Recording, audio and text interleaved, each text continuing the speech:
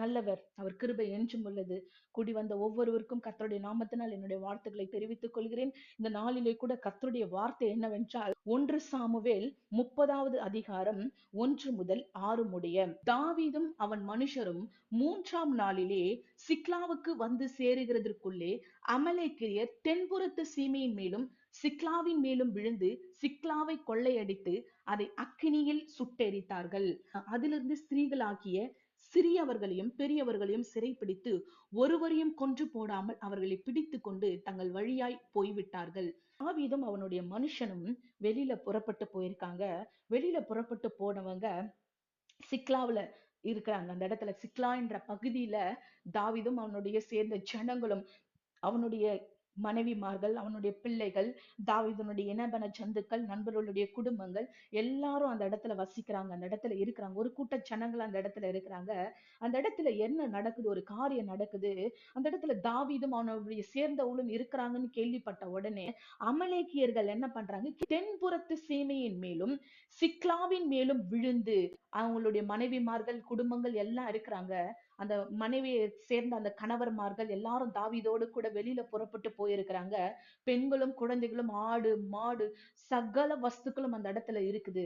ஆனா இந்த அமலேக்கியர்கள் என்ன பண்றாங்க? தாவீது இல்லைன்னு கேள்விப்பட்டவன அந்த பட்டணத்து மேல விழுந்து அந்த பட்டணத்துல இருக்கிற எல்லா ஜனங்களும் என்ன பண்றாங்க? சிறை பிடித்து கொண்டு ஒருவரையும் கொல்லல, கொன்று போடாமல் அவர்களை பிடித்து கொண்டு தங்கள் வழியே போய்விட்டார்கள். எல்லாரையும் சிறை பிடித்துட்டு போறாங்க. சிறை பிடிக்கிறது எதுக்காக எடுத்துட்டு போறாங்க? அடிமைகளாய் நடத்தப்படுவதற்காகவும். அவங்களுடைய தேசத்து ஜனங்கள் அடிமைகளாய் இவர்கள் என்ன பண்ணுவாங்க? அவங்க உபயோகிப்பாங்க. அடுத்த வசனம் பாருங்க. தாவீதும் அவன் மனுஷரும் அந்த பட்டணத்திற்கு வந்த பொழுது இதோ அது அக்கினியால் சுட்டெரிக்கப்பட்டது என்றும் தங்கள் மனைவிகளும் தங்கள் குமாரரும் தங்கள் குமாரத்திகளும் சிறைப்பிடித்து கொண்டு போகப்பட்டார்கள் என்றும் கண்டார்கள். அப்பொழுது தாவீதும் அவனோடு இருந்த ஜனங்களும் அழுகிறதற்கு தங்களில் பலன் இல்லாமல் போக மட்டும் சத்தமிட்டு அழுதார்கள். மனைவிமார்கள் போயிட்டாங்க, பிள்ளைகள் போயிடுச்சு, இனபன ஜந்துக்கள் போயிட்டாங்க, இருந்த ஆடு மாடு அவங்க சேகரித்து வைத்த எல்லா ஆசீர்வாதங்களும் என்ன பண்றான்? சத்ருவானவன் கொள்ளையிட்டு எடுத்துட்டு போயிட்டான். எல்லாமே போயிடுச்சு. அந்த இடத்துல வெறும் பட்டணம் இருக்குது. அந்த பட்டணத்துல ஒண்ணுமே இல்லை, எல்லாமே எடுத்துட்டு போயிட்டாங்க. ஒரு காரியமும் அந்த இடத்துல காணப்படல. எல்லாத்தையும் என்ன பண்றாங்க? அக்கினியால் சுட்டெரிக்கப்பட்டது என்றும் போனவங்க என்ன பண்றாங்க? அந்த பட்டணத்தை தீக்கரையாக்கிட்டு போயிட்டாங்க. எதுவுமே அப்படி மிஞ்சி மீந்தது கூட தாவீதும் அவனோட கூட சேர்ந்தவங்களும் அதை எடுத்துக்க கொள்ளக்கூடாதுன்ற ஒரு எண்ணம், ஒரு அவங்களுடைய எண்ணங்களும் அவங்களுடைய சிந்தனைகளும் பாருங்க. மிஞ்சி போனதை கூட அவங்க எடுக்க கூடாதுன்னு சொல்றதுக்காக அந்த பட்டணத்தை எரிச்சிட்டு போயிட்டாங்க. தாவீதும் அவனோட சேர்ந்த ஜனங்களும் திரும்பி வராங்க. பட்டணத்துல இருந்த அவங்களுடைய மனைவிமார்கள், பிள்ளைகள், அவனுடைய ஆசீர்வாதம், அவனுடைய ஆடு மாடு இனபன ஜந்துக்கள் எதுவுமே இல்ல. பட்டணம் எரிஞ்சிட்டு இருக்கு தீயில. இத பார்த்த உடனே தாவீதுக்கும் அவனோடு கூட சேர்ந்தனும் பலன் இல்லாமல் போக மட்டும் சத்தமிட்டு அழுதார்கள். அவங்களுடைய பலன் இழந்து போகிற அளவுக்கு கதறி சத்தமிட்டு அழுதார்கள். தாவீது மிகவும் நெருக்கப்பட்டான். சகல ஜனங்களும் தங்கள் குமாரர் குமாரத்திகள் நிமித்தம் மனகி லேசமானதினால் அவனை கல்லெறிய வேண்டும் என்று சொல்லிக் கொண்டார்கள். தாவீது தன் தேவனாகிய கர்த்தருக்குள் தன்னை திடப்படுத்தி கொண்டான். ஒரே ஒரு காரியம்தான். இன்றைக்கு கர்த்தருடைய வார்த்தை என்னவாக வருகிறது? தாவீது தன் தேவனாகிய கர்த்தருக்குள் தன்னை திடப்படுத்தி கொண்டு அடுத்த காரியங்கள் பாருங்க. இந்த நாளிலே என்ன காரியம் நடக்க போகிறது? 8வது வசனம் 19வது வசனம் பாருங்க. தாவீது எல்லாவற்றும் பலன் இல்ல, சொந்த ஜனங்கள் கூட இருந்தவங்க, அவனுடைய நண்பர்கள், அவனுடைய கூடவே இருந்தவர்கள் என்ன பண்றாங்க? சொந்த நண்பர்கள், சொந்த ஜனங்கள் தாவீதுனாலதான் இது நடந்தது. ஏன்னா அவங்க காணாம போனது எல்லாமே அவங்களுடைய மனைவி பிள்ளைகள் எல்லாமே போயிட்டாங்க. இனி அந்த அவங்கள உயிரோட கொண்டு வர முடியுமா முடியாதான்னு தெரியல. கொள்ளையாடி எத்தனை போனவங்களை யுத்தம் பண்ணி தான் கொண்டு வர முடியும். இவங்களுக்கு என்ன பண்றது? அடுத்த சூழ்நிலையில இப்படி ஒரு காரியம் தனக்கு நடந்து விட்டது என கேள்விப்பட்ட உடனே அடுத்தது என்ன பண்றதுன்னு தெரியாதபடினால் அவங்களுடைய கோபத்தை எல்லாம் யார் மேல திருப்புறாங்க? தாவீதினிடத்தில் திருப்புறாங்க. ஏன்னா தாவீதுனாலதான் அமலேக்கியர்கள் வந்தாங்க. தாவீது பக்கமாக தன்னுடைய கோபங்களை திருப்புறாங்க. திருப்பின உடனே என்ன பண்றாங்க? அந்த இடத்துல தாவீதை கல்லெறிய வேண்டும் என்று சொல்லி கொண்டார்கள். ஒருத்தர் பேசிக்கிறாங்க. தாவீது நீ உயிரோடு இருக்க வேணாம், இவனாலதான் இது எல்லாமே நடந்தது, உன்னை கல்லெறிந்து கொள்ள வேண்டும் என சொன்ன உடனே தாவீது தன் தேவனாகிய கர்த்தருக்குள் அவங்களிடத்துல போயிட்டு தன் நியாயத்தை அவங்களுக்கு வெளிப்படுத்தல. தான் எப்படிப்பட்டவன் தெரியல. தாவீது எப்படிப்பட்டவன் கூட இருந்து உங்களுக்கு தெரிஞ்சிருக்கும். ஆனா கூட இருந்தவங்க கூட தன்னுடைய மனைவி பிள்ளைகள் காணாமல் போனதன் நிமித்தம் என்ன பண்றாங்க, தாவீதின் பக்கமா தன்னுடைய கோபத்தை திருப்புறாங்க. உடனே அவன் யாரிடத்திலும் தன்னுடைய நியாயத்தை விளங்க பண்ணல, யாரிடத்திலும் கெஞ்சல, யாரிடத்திலும் போயிட்டு சமாதானம் பண்ணிக்கிட்டு உட்காரல. அவன் பண்ண ஒரே ஒரு காரியம், கர்த்தருக்குள் தன்னை திடப்படுத்தி கொண்டான். யாரிடத்தில் தன்னை திடப்படுத்தி கொண்டான்? தன்னுடைய தேவனாகிய கர்த்தருக்குள் தன்னை திடப்படுத்தி கொண்டு, அடுத்த வசனம் பாருங்க, 8வது வசனம், தாவீது கர்த்தரை நோக்கி, நான் அந்த தண்டை பின்தொடர வேண்டுமா, அதை பிடிப்பேனா என்று கேட்டான். அதற்கு அவர், அதை பின்தொடர், அதை நீ பிடித்து சகலத்தையும் திருப்பிக் கொள்வாய் என்றார். பாருங்க, தாவீது ஒரு காரியத்தை சொல்றார். யார் இடத்துல போய் சொல்றார்? கர்த்தரிடத்தில் விசாரிக்க சென்றான். கர்த்தரிடத்தில் விசாரிக்க சென்றவர்கள் ஒரு நாளும் வெட்கப்பட்டு போனதாக சரித்திரமே இல்லை. ரெபேக்காளுடைய கர்ப்பத்தில் பிள்ளைகள் ஒன்றோடு ஒன்று மோதிக்கொண்டது. மோதிக்கொண்டபடினால் இது என்னவாக இருக்கும் என்று யார் வைத்தியச்சின் இடத்துல போய் அவ விசாரிக்க போல, அடுத்தது தன் கணவனிடத்துல போயிட்டு என்ன பண்ணல, அவள் விசாரிக்க செல்லல. அவள் விசாரிக்க சென்ற ஒரே ஒரு காரியம், யார் இடத்தில் விசாரிக்க சென்றால், தேவனிடத்தில் விசாரிக்க சென்றாள். இது எனக்கு எப்படியா இருக்கும்? கர்த்தரிடத்தில் போய் விசாரிக்க சென்றாள். கர்த்தர் அவளுக்கு மறு உத்தரவு கொடுக்கிறார். என்ன சொல்றாரு? உன்னிடத்தில் 2 சந்ததி இருக்கிறாங்க உன் கர்ப்பத்துல, 2 பிள்ளைகளும் எப்படி வர போறாங்க, 2 ஜாதியாய் உருவாக போறாங்க அப்படின்னு சொல்லிட்டு இந்த இடத்துல சொல்றான். அந்த இடத்துல அவன் போய் யார் இடத்தில் விசாரிக்க சென்றான்? இந்த கர்த்தரிடத்தில் விசாரிக்க சென்றவனாய் காணப்பட்டான். கர்த்தரிடத்தில் போய் விசாரிக்க சென்றார். அன்னைக்கு ரபேக்காள் கர்த்தரிடத்தில் தன் கர்ப்பத்தில் இருக்கிற பிள்ளைகளுக்காக தேவனிடத்தில் விசாரிக்க சென்றவளாய் காணப்பட்டாள். மனோவா கர்த்தரிடத்தில் விசாரிக்க சென்றான். எதற்காக விசாரிக்க சென்றான்? தன்னுடைய மனைவி என்ன பண்றாங்க, இந்த பிள்ளையை எப்படி வளர்க்க வேண்டும், இந்த பிள்ளை எனக்கு கொடுக்குறீங்களே, இந்த பிள்ளையை நாங்க எப்படி வளர்க்கணும்னு சொல்லிட்டு மனுஷனிடத்துல அல்ல, ஆசாரியின் இடத்துல அல்ல, யாரிடத்திலும் அல்ல, யாரிடத்தில் விசாரிக்க போறாங்க? கர்த்தராகிய தேவனிடத்தில் போயிட்டு கேட்கிறாங்க, இதை எப்படி வளர்க்கணும்பான்னு கேட்கிறாங்க. நல்லா கவனிச்சு பாருங்க. கர்த்தரிடத்தில் விசாரிக்க சென்றவர்கள் ஒரு நாளும் வெட்கப்பட்டு போனதாக சரித்திரம் இல்லை என்று வேத வசனம் சொல்லுகிறது. அன்னாள் மிகவும் நெருக்கப்பட்டவளாய் அந்த இடத்துல வேத வசனத்துல காணப்படுறாள். அண்ணா எப்படி காணப்படுறா? மிகவும் மிகவும் நெருக்கப்பட்டவளாய் காணப்பட்டாள். அவள் காணப்பட்ட அந்த நெருக்கத்தின் மத்தியில யாரிடத்தில் விசாரிக்க சென்றால், ஏலியின் இடத்தில் விசாரிக்க செல்லல.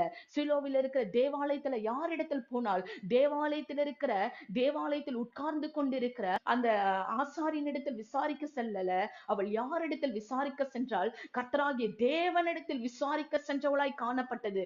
அதனாலதான் அவளுடைய துக்கம் சந்தோஷமாய் மாறினது. ரெபேக்காள் விசாரிக்க சென்றது நினைத்தால் இஸ்ரவேல் என்ற ஒரு தேசமே உருவானதற்கு காரணமாக அமைந்தது. கர்த்தரிடத்தில் விசாரிக்க சென்றவர்களாய் காணப்பட வேண்டும். தாவீது இந்த இடத்துல எல்லாவற்றையும் இழந்தவனாய், தன்னுடைய பட்டணம், தன்னுடைய இருக்கிற இடம் தீக்கரையை ஆனதன் நிமித்தம் அவன் யாரிடத்தில் அழுது புலம்பின பின்பு தன்னை கர்த்தருக்குள் திடப்படுத்தி கொண்டான். திடப்படுத்தி கொண்டு யாரிடத்தில் விசாரிக்க சென்றான்? கர்த்தரிடத்தில் விசாரிக்க சென்றான். நான் இதை போய் பின்தொடரலாமா, இதை நான் பின்தொடர்ந்து போலாமான்னு கேட்கும் பொழுது ஆண்டவராகிய தேவன் ஒரே ஒரு வார்த்தை சொல்றாரு, நீ பின்தொடர், அதை நீ பிடித்து சகலத்தையும் திருப்பிக் கொள்வாய். அவன் யாரிடத்தில் விசாரிக்க செல்லும் போது, இதே ஒரு ஆசாரியரிடத்தில் விசாரிக்க சென்றிருந்தால், மனிதரிடத்தில் விசாரிக்க சென்றிருந்தால், இல்ல ஒரு இடத்துல அந்த நண்பர்கள் இடத்துல, பா இது நடந்துருச்சுப்பா, நடந்துருச்சு, எல்லாரும் போயிட்டாங்க, உங்க மனைவி மட்டுமா போயிட்டாங்க, என் மனைவி பிள்ளைங்க என்னோட நான் சேர்த்து வச்ச சகலமும் தான் நான் இழந்துட்டு நிக்கிறேன், வாங்க அந்த ஜனங்க மேல போய் விழுந்து யுத்தம் பண்ணலாம்னு சொல்லிட்டு அவன் கூட இருந்த ஜனங்களுக்கிட்ட போயிட்டு உட்கார்ந்துட்டு ஆலோசனை பண்ணல. அவன் ஆலோசனை பண்ண இடம் எது, ஆலோசனை பண்ண நபர் யாருன்னு தான் நம்ம இந்த இடத்துல கவனிக்கணும். அவன் யாரிடத்தில் விசாரிக்க போனான்? தேவனாகிய கர்த்தரிடத்தில் விசாரிக்க சென்றான். மறு உத்தரவு அவனுக்கு எப்படி வருது? நீ அதை பின்தொடர மாட்டப்பா, அதெல்லாம் உனக்கு நடக்காதுப்பா, போனதுதான், நீ போ அப்படின்னு சொல்லல. உடனே கர்த்தராகிய தேவன் ஒரு வார்த்தையை அனுப்புகிறார், நீ பின்தொடர், நீ அதை பிடித்து சகலத்தையும் திருப்பிக் கொள்வாய் என்றார். அடுத்தது 19வது வசனம் சொல்லுகிறது, அவர்கள் கொள்ளையாடி கொண்டு போன எல்லாவற்றிலும் சிறிதாகிலும் பெரிதாகிலும் குமாரரிலும் குமாரத்திலும் ஒன்றும் குறைபடாமல் எல்லாவற்றையும் தாவீது திருப்பி கொண்டான். எப்படி பண்ணான்? தாவீது இழந்து போன சகலத்தையும் திருப்பி கொண்டான். காரணம், அவன் சகலத்தையும் திருப்பிக் கொள்ள ஒரே ஒரு காரணம் தான் இருந்தது. அது என்ன காரணம்? கர்த்தரிடத்தில் விசாரிக்க சென்றவனாய் காணப்பட்டான். ஒருவேளை மனுஷனிடத்தில் விசாரிக்க சென்று மனுஷர்களோடு கூட ஆலோசனை பண்ணி இருந்து ஒருவேளை யுத்தம் நடந்திருந்தா அவன் சகலத்தையும் திருப்பி இருக்க மாட்டான். மிஞ்சி மீந்ததை மட்டும்தான் அந்த அமலேக்கியர்களுடைய கையிலிருந்து அவனை பிடுங்கி எடுத்துட்டு வந்திருக்க முடியும். மீதி இழந்தது எது மிச்சம் மீதி இருக்கிறத மட்டும் தான் எடுத்துட்டு வந்திருக்க முடியும்.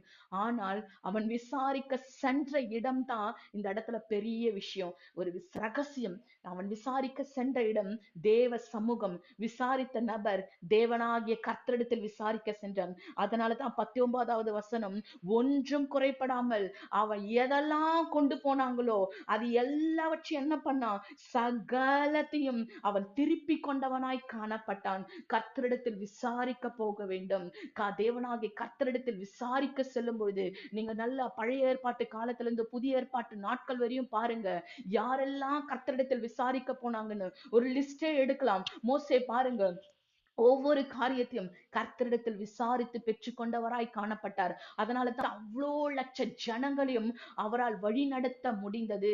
அதே மாதிரி பாருங்க, யோசேப்பு கர்த்தரிடத்திலிருந்து வார்த்தையை பெற்றுக்கொண்டவனாய் காணப்பட்டான். பாருங்க, யோசுவா கர்த்தரிடத்தில் விசாரித்தார். ஒவ்வொரு காரியமும், ஒரு யுத்தம் வருது, யுத்தம் வந்த உடனே கர்த்தரிடத்தில் விசாரிக்க சொல்றார். ஆண்டவரே, இந்த யுத்தத்தை நடத்துறனே, இது எனக்கு எப்படி இருக்கும், இது எப்படியாக முடியும் சொல்லும் பொழுது அவனுக்கு கொடுத்த வாக்குத்தத்தத்தின் நிமித்தம் தேவன் கிபியோல் மேலும் அயலோன் மேலும் சூரியனையும் சந்திரனையும் தரித்து நிற்க செய்கிறாரு. விசாரிக்க செல்லுகிற இடம் எதுவாக இருக்கிறது? இன்றைக்கு நாம் யாரிடத்தில் விசாரிக்க செல்லுகிறோம்? மனுஷர்களிடத்தில் விசாரிக்க செல்லுகிறோமா?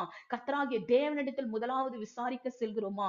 நாம் யாரிடத்தில் விசாரிக்க செல்ல வேண்டும்? அன்றைக்கு ரெபேக்காள் தன்னுடைய கர்ப்பத்தை குறித்து யாரிடத்தில் விசாரிக்க சென்றால், மனுஷனால் இடத்துல அல்ல.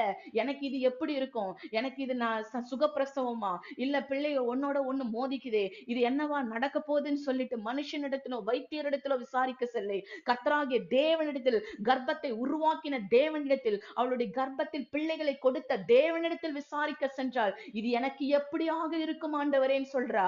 அதனாலதான் ஆண்டவர் சொல்றாரு, 2 ஜாதி உன்னிடத்திலிருந்து தோன்றுவிக்கப்படும் சொல்றாரு.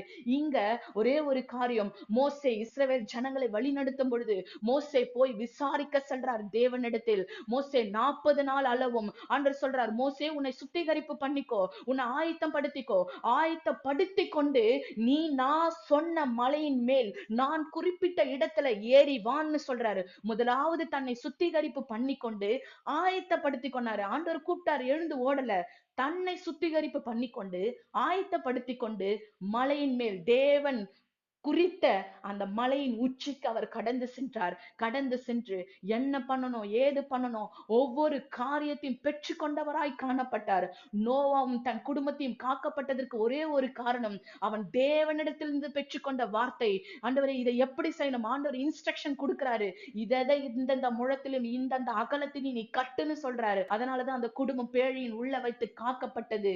தாவீது இழந்த உடனே போய் என்ன பண்றாரு, மனுஷனிடத்துல அல்ல கர்த்தரிடத்தில் விசாரிக்க போறான். ஆண்டவரே, இது எல்லாமே போயிடுச்சு ஆண்டவரே, என் வாழ்க்கையில ஒண்ணுமே இல்லையே, சொந்த ஜனங்க கூட என்ன கல்லெறிந்து கொல்ல வேண்டும் நினைக்கிறாங்களே, சூழ்நிலை அப்படியே தலைகீழ மாறிச்சு. பாருங்க, தாவீதும் அவனோடு இருந்தவங்களும் ஒன்னா போனாங்க, ஒன்னா வந்தாங்க, எந்த பிரச்சனையும் இல்ல, சமாதானத்தோட தான் வந்தாங்க. ஆனா ஒரே ஒரு காரியம், சூழ்நிலை அப்படியே தலைகீழா மாறிச்சு.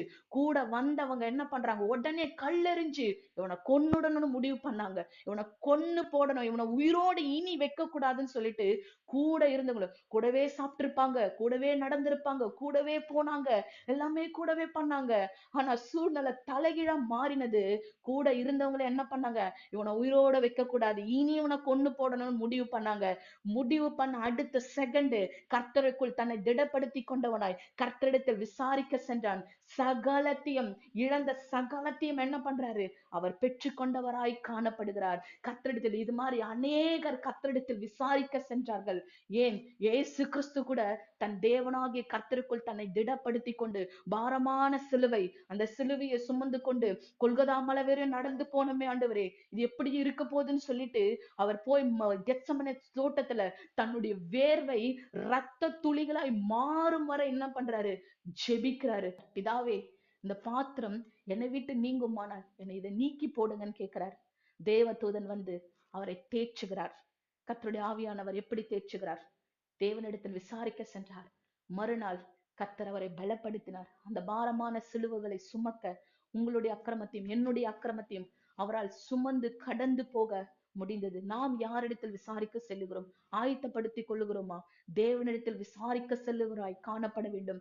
தேவனிடத்தில் யாரெல்லாம் விசாரிக்க சென்றார்களோ பாருங்க, மரியாள், ஆண்டவரே, கர்த்தருடைய வார்த்தை வருகிறது, கிருபை பெற்றோளே நீ வாழ்க, உன்னிடத்திலிருந்து உற்பத்தி ஆக போறது ஒரு பரிசுத்த பிள்ளை, கர்த்தருடைய பிள்ளை, அவர் ஆண்டவருடைய பிள்ளை, அந்த பிதாவின் குமாரன் உன்னிடத்தில் உருவாக போறாரு.